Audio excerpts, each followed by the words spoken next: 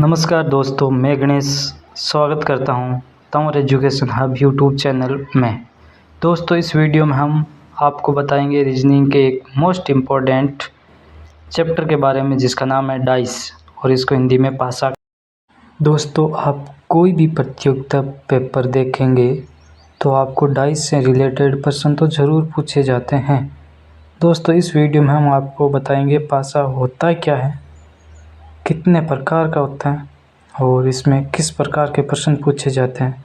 जो आपको फ़ोटो देख रहे हो स्क्रीन पर, ये एक प्रकार का डाइस होता है जिसको पासा कहते हैं। दोस्तों, शुरू करते हैं। पासा चीज़ क्या है, होता क्या है पासा? तो नीचे देख सकते हैं आप, घन का एक छोटा रूप होता है, अर्थात पासा एक त्रिविमीय यानी 3D आकृति का होता है। ये एक पासा आप कमरे को समझ सकते हो। पासा में कुल 6 सतह, 8 कोने और बाहरी किनारे पाए जाते हैं। अब हम आपको बताएंगे 6 सतह होती कौन कौन सी। आप स्क्रीन पर जो चित्र देख रहे हो उसमें देख रहे हो 6 सतह, BFGC ये एक सतह हो गई। इस प्रकार सभी 6 सतह होती हैं। तो आप एक कमरे को देख सकते हो, कमरे में 6 दीवारें होती हैं, वही 6 सतह। दोस्तों, सतह के बाद बात करते हैं कोनों की। तो एक पासे के अंदर 8 कोने होते हैं। मैंने चित्र पर गोले बना दिए, आप गिन सकते हो। तो समझ में आ गया, कोने 8 होते हैं और सतह मैंने आपको बता दिए 6। अब बात आती है किनारों की। तो एक पासे के अंदर बाहरी किनारे होते हैं, बाहर, ठीक है, और इसमें आप गिन सकते हो EF एक किनारा हो गया, ऐसे ही BF। तो दोस्तों, पासा 2 प्रकार का होता है। अब प्रकार की बात करें तो पासा 2 प्रकार के होते हैं। चित्र में आप देख सकते हो, पहला जो पासा है वो एक बंद पासा होता है और दूसरा पासा है वो खुला पासा है। तो आप देख सकते हो पासा, बंद पासा कैसा दिखता है और खुला पासा कैसा दिखता है। इमेज से थोड़ा समझिएगा। तो दोस्तों, हम इसमें बात करते हैं पहला बंद पासे की। तो आप बंद पासे को ध्यान से सुनोगे और समझोगे तो बंद पासा भी 2 प्रकार के होते हैं।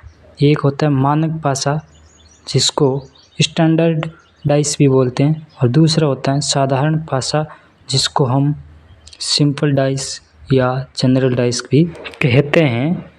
तो आप दोनों डाइसों में अंतर अभी आपको बताएंगे। इससे पहले हमारे तंवर एजुकेशन हब को सब्सक्राइब ज़रूर करें और लाइक, कमेंट, शेयर करें। तो पहला पासा आता है हमारा मानक पासा जिसको हम बोलते हैं स्टैंडर्ड डाइस। और ये होता क्या है चित्र में आप देखें और समझने की कोशिश करेंगे। इसको मानक पासा क्यों कहते हैं, ये सब हम आपको भी बताएंगे कैसे कहते हैं। अब यहाँ पर समझिएगा, मैं यहाँ पर कुछ इम्पोर्टेंट फैक्ट बता दूँगा, तो आप ध्यान से देखो। मानक पासा होता क्या है एक्चुअली, किन्हीं 2 विपरीत सतह हैं पर के योग जो होते हैं वो 7 होते हैं। इसके सहलग्न अर्थात आसपास की जो सतह होती है उसका योग 7 नहीं होने चाहिए। जैसे चित्र में देखो, 6 और 2 8 होते हैं, नहीं बल्कि 7 नहीं होते। 4 + 6 भी 4 + 6 भी 10 होते हैं, ना कि 7 होते हैं। तो इसी प्रकार दोस्तों, आप कोई भी संख्या को देखो जो आमने सामने की संख्या हो उसका योग तो 7 होना चाहिए, लेकिन जो संख्या आसपास होती है, संलग्न होती है, तो दोस्तों आपको समझ में आया मानक पासा। मानक पासा का मतलब होता है आमने सामने की जो सतह होती हैं, जो भुजा होती हैं, उसका मान होता है 7, जबकि पासवार्ड। दोस्तों, अब इस पे देखिए क्वेश्चन किस प्रकार से पूछा जाता है और क्वेश्चन बनता कैसे है। तो अब आप ऊपर चित्र देख रहे हो, ऐसे ही क्वेश्चन आएगा। ऐसा एक आपको डायग्राम बनाया हुआ होगा और उसमें पूछा जाएगा कि 6 के विपरीत वाली संख्या कौन सी है। तो अब आपको अगर मानक पासा समझ में आ गया, पहले आप इसमें देखोगे मानक पासा है या साधारण पासा। तो आप देख सकते हो 4 और 6 7 नहीं होते हैं, 6 और 2 भी 7 नहीं होते हैं, तो पास का योग 7 नहीं है। इसका मतलब वो पासा मानक है। और मानक कौन है, क्या मतलब होता है उनके विपरीत जो भी संख्या होती है वो और ये दोनों मिलके 7 होनी चाहिए। तो अब 6 का पूछे तो 6 का मतलब ये होता है कि 7 में से 6 माइनस कर दो। तो 7 में से 6 माइनस करते हैं तो पीछे बचता 1, तो 6 का विपरीत 1।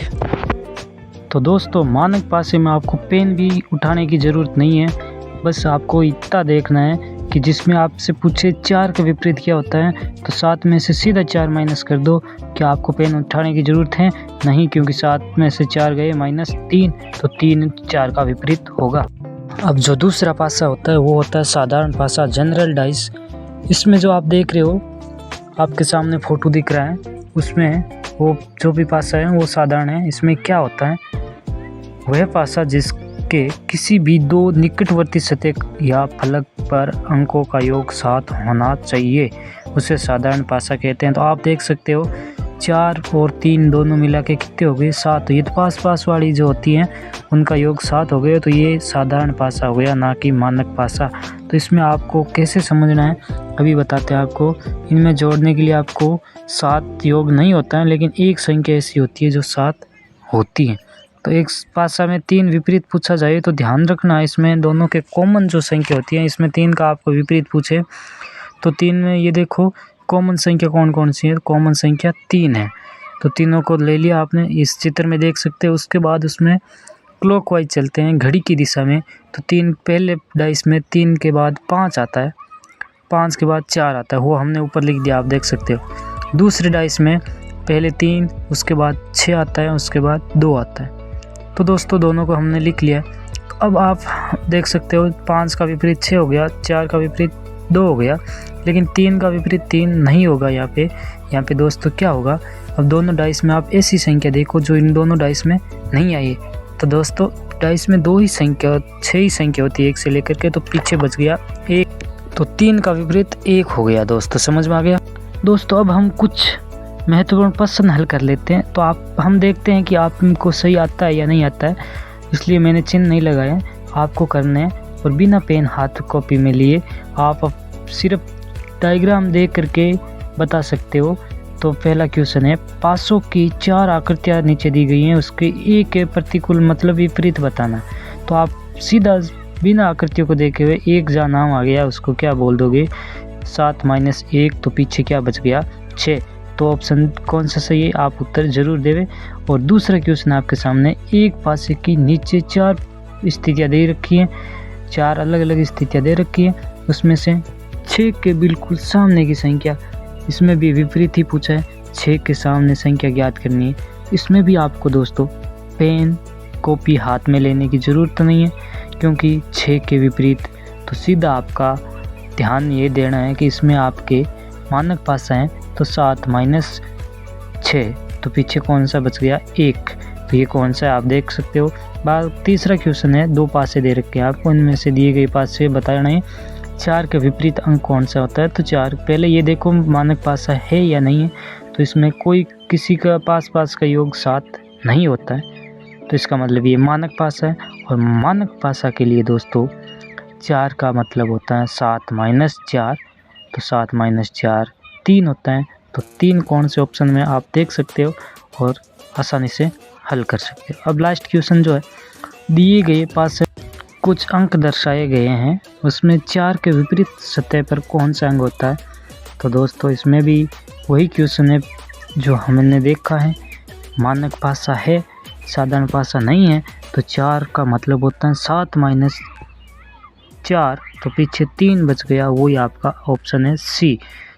दोस्तों चैनल को करें सब्सक्राइब, और आपके कमेंट नहीं आ रहे हैं दोस्तों, तो बता सकते हो आप कैसे बन रहे वीडियो और आपको कितना समझ में आ रहा है। धन्यवाद दोस्तों, जय हिंद, जय भारत।